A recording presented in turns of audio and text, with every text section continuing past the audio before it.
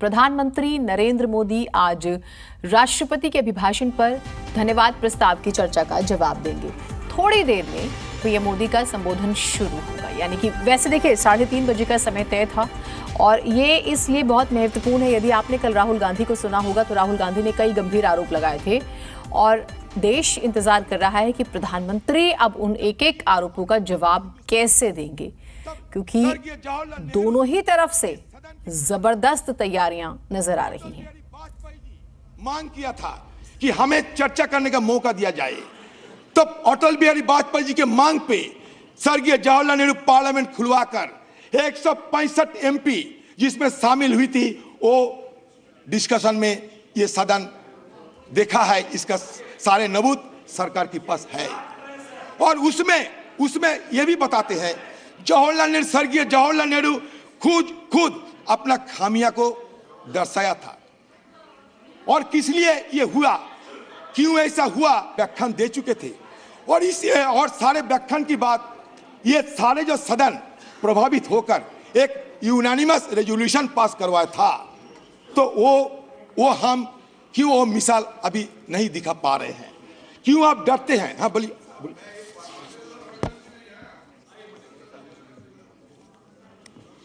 अधीर रंजन जी कह रहे हैं अभी क्यों ऐसा नहीं कर रहे हैं, क्योंकि उस वक्त खामियां थी, अभी कोई खामी ही नहीं है तो कैसे करें।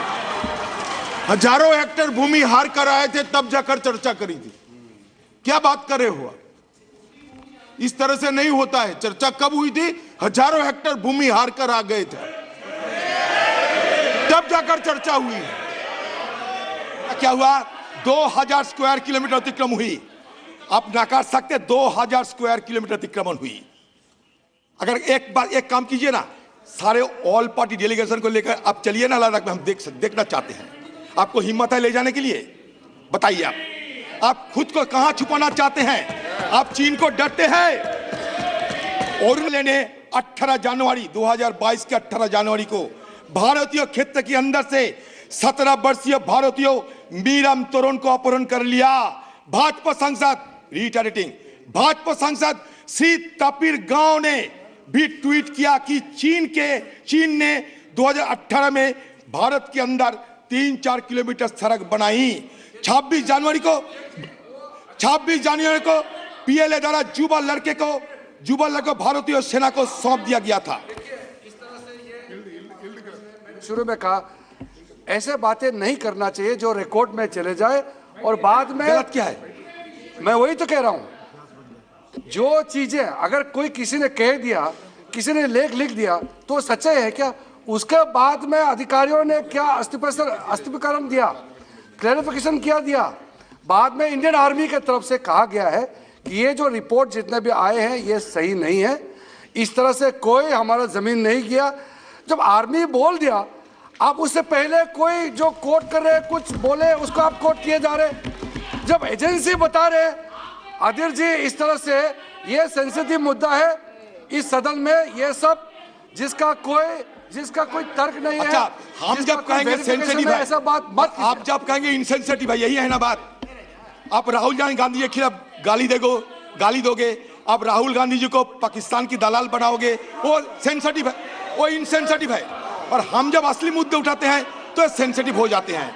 ये दो तरीके की बात नहीं हो सकता, ये 2 तरीके की बात नहीं हो सकता। 2222 मैं बताता हूं, जुलाई में मीडिया द्वारा दिखाई गई नई उपग्रह छवियों से संकेत मिलता है कि डोकलाम में 9 किलोमीटर पूर्व में निर्मित एक चीनी गांव, जहां 2017 में भारतीय और चीनी सेना का आमना सामने हुआ था, अब लगभग हर घर के दरवाजे पर कारों के साथ पूरी तरह से बसा हुआ है।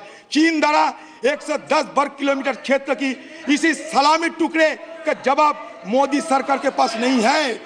अगस्त में विशेषज्ञों के उपग्रह बताते हैं पीएलए की सतह से हवा में मरने करने वाली मिसाइल साइट डोकलाम के उत्तर में सिर्फ 50 किलोमीटर की दूरी पर भारत, भूटान और चीन में बीच ट्राई जंक्शन सीमा क्षेत्र में मार्च में हो रहे हैं। जी एक सेकंड, ये पूरी तरह चालू है। माननीय अध्यक्ष जी, अधीर जी को जो बोलना है वो बोल सकते हैं। सिर्फ सदन का रिकॉर्ड देश और दुनिया के लिए ऑथेंटिक होता है, इसलिए मेरा इनसे निवेदन है कि इतना बता दे कि मैं सिर्फ अखबार के हवाले से कह रहा हूं, ये कोई अधिकृत बात नहीं है। बाद में जो बोलना है बोले, मुझे कोई आपत्ति नहीं। अखबार पढ़कर इतनी बड़ी बात जो देश की सीमाओं के साथ जुड़ी है, इरिस्पॉन्सिबिलिटी के साथ इस सदन में नहीं रखनी कह चुके हैं सर। आपने शायद सर अमित शाह जी आपने शायद नहीं सुने होंगे। मैंने कह दिया था कि मीडिया द्वारा दिखाई गई, मैंने कह दिया था। मैं कोई गुमराह करने वाला बात नहीं करता, मैंने कह दिया था, जिक्र कर दिया था कि मीडिया द्वारा दिखाई गई। अच्छा, नवंबर में आपका लद्दाख में वांगचुक उपवास करते थे, वो क्या कहे वो भी आप सुन लिया करो। अच्छा, कंचुक चेंजिन तत्कालीन भाजपा शासित लद्दाख स्वायत्त पहाड़ी विकास परिषद के स्वतंत्र सदस्य, क्षेत्र के सर्वोच्च निर्वाचित संस्था, क्या कहना है कि बफर जोन के निर्माण में स्थानीय लोगों की अपने पशुओं के लिए चरागाह भूमि तक पहुंच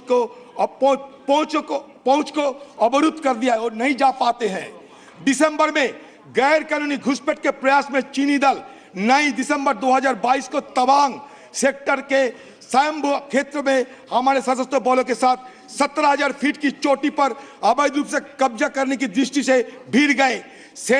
सेना जैसे कि बताया गया, 300 से अधिक चीनी दल हमारे क्षेत्र पर कब्जा करने के लिए एक निर्लज्ज डिजाइन के साथ आए, जिसे हमारे सशस्त्र बल की वीरता से सफलपूर्वक खदेड़ दिया था।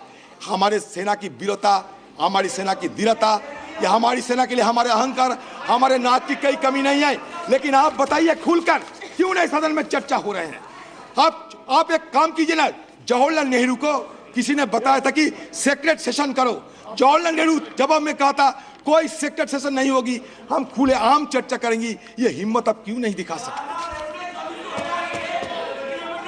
हमारे पीएम साहब, पीएम मोदी के बाद पीएम मोदी ने 2014 के बाद से 18 बार चीनी राष्ट्रपति से मुलाकात की है, और हमारे बीच सन्न स्तर की वार्ता की दौड़ 17 बार हो चुके हैं।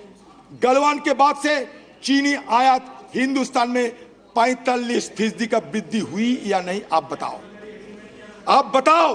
गलवान में हमारे 20 जवान अपने प्राण को आहुति देने के बाद चीनी के साथ हमारे ये कारोबार में इतना बढ़ोतरी कैसे आ रहा है कि 45% वृद्धि होते हैं? चीनी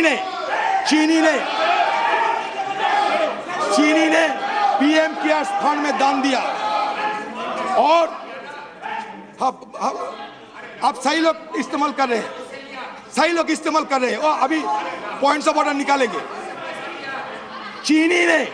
चीनी ने पीएम केयर्स फंड में दान दिया, और 3,560 भारतीय कंपनियों में चीनी निर्देशक है। आप बताइए, ये छोटे छोटे हमारे प्रश्न है।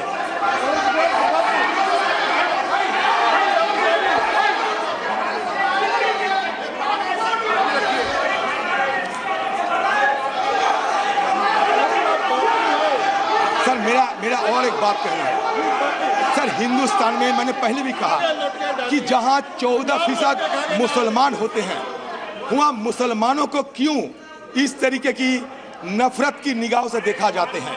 मैं ये जरूर सवाल पूछूंगा, क्योंकि सर अगर खुशवंत सिंह जी, हमारे देश की एक जाने माने पत्रकार खुशवंत सिंह जी, उनका कहना है Indian freedom is written in Muslim blood since their participation in the freedom struggle was much more in proportion to their small percentage of the population. अगर हम सही बताओगे, आप कहेंगे कि हम मुसलमानों को चापलूसी करते हैं। बिल्कुल नहीं, मैं इतिहास की गवाह देना चाहते हैं। आप इतिहास को विरूपण करते हैं, इतिहास को छेड़छाड़ करते हैं, आप हमारा स्थिति लोप करने की हर संभव प्रयास करते हैं, एक एमनेशिया तैयार करना चाहते हैं, हाँ को ना को हाँ करना चाहते हैं, नई हिंदुस्तान की बात करते हैं। नई हिंदुस्तान में अगर सबसे जोखिम में अगर कुछ है, वो है हमारा अधिकार। हिंदुस्तान में सबसे जोखिम हालत में है हमारा अधिकार। ये हमारे अधिकार को छीन लिया जाता है। हमें कर्तव्य सिखाए जाते हैं, लेकिन कर्तव्य के पहले हमारा अधिकार क्या है, ये तो बता दीजिए।